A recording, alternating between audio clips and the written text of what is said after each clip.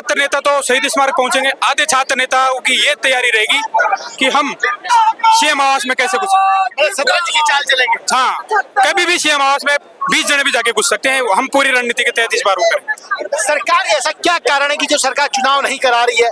इतना बहुमत से सरकार बनाई है और लोकसभा में भी चुनाव जीत गई, डबल इंजन की सरकार है, क्या युवाओं से क्यों डरी हुई है और छात्र नेताओं से क्यों डरी हुई है?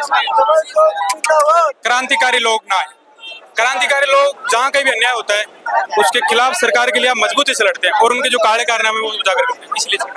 देखिए, कुछ छात्र संगठन अभी भी यहाँ पर मौजूद नहीं है, कुछ भी गुटबाजी है, लेकिन सरकार चाहती है कि इस बार छात्र संघ चुनाव हो। क्यों नहीं हो रहे छात्र संघ चुनाव, इसकी वजह सरकार क्यों डरी हुई है?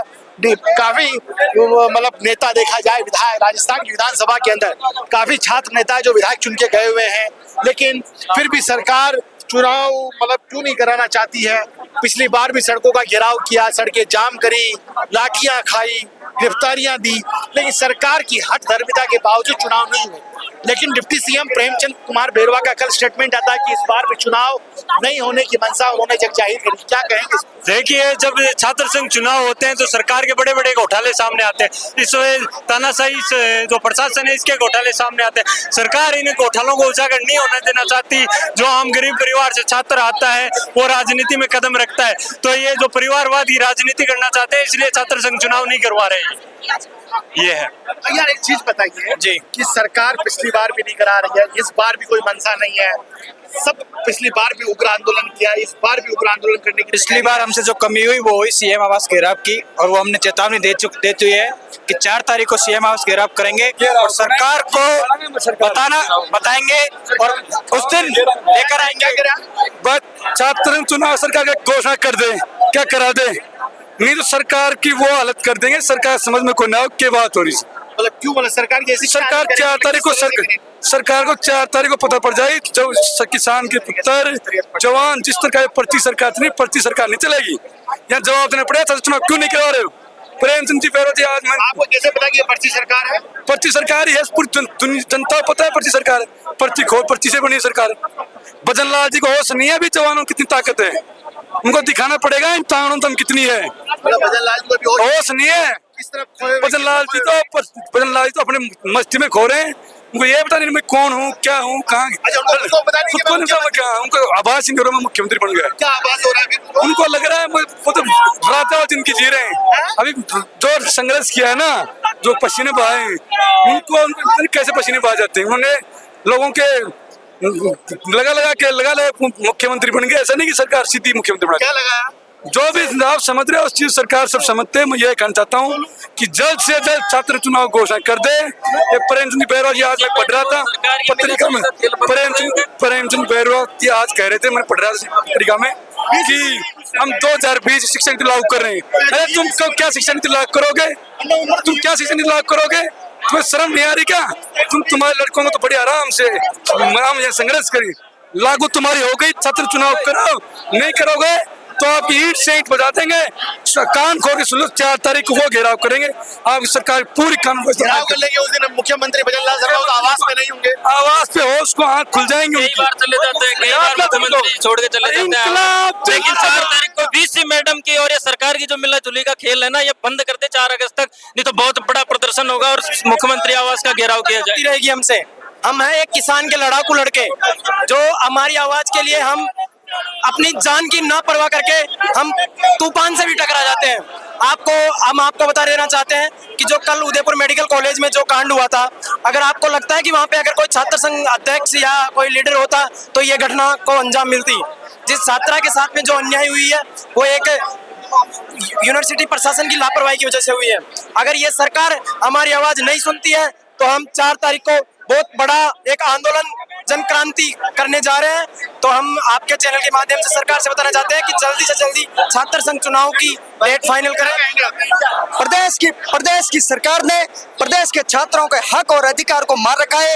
आज प्रदेश की सबसे बड़ी विश्वविद्यालय के अंदर प्रदेश की तमाम छात्र शक्ति हजारों के अंदर यहाँ एकत्रित हुए हैं और प्रदेश की सरकार को चेताने के लिए हम यहाँ पे एकत्रित हुए हैं। प्रदेश की सरकार के इशारे पे यहाँ पे पुलिस प्रशासन लामबंद है।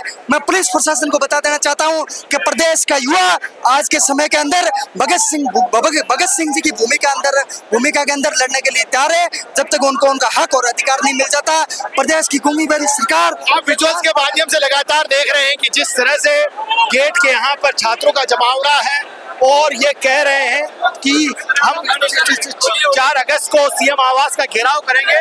दोनों साथी मेरे साथ हैं। 4 अगस्त को सीएम आवास का घेराव करके पहले अपनी राज खोल दिया हमने, तो क्या हुआ? हम डरते थोड़ी है, राज खोल लिया तो हम डंके की चोट में बोल रहे हैं हम घेराव करेंगे और रोक लो हमको।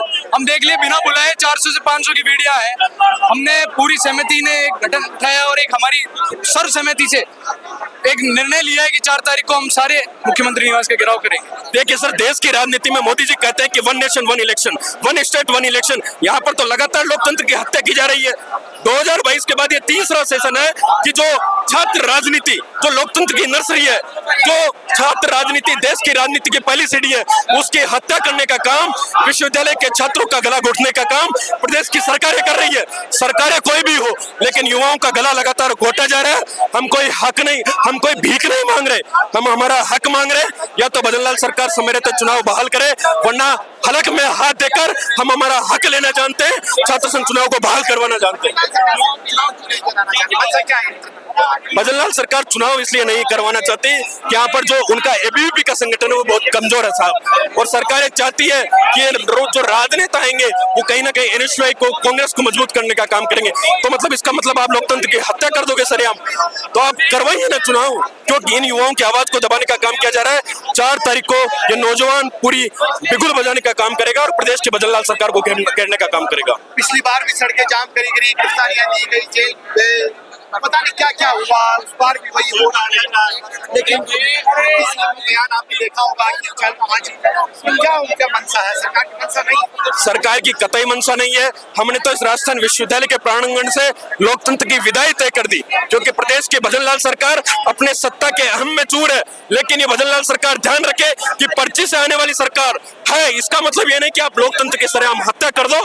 ये युवा पूरी मजबूती के साथ, पूरी ताकत के साथ, दोगुनी ताकत के साथ इस प्रदेश की नौजवान छात्र शक्ति के साथ भजनलाल सरकार से टकराने का काम करेगा।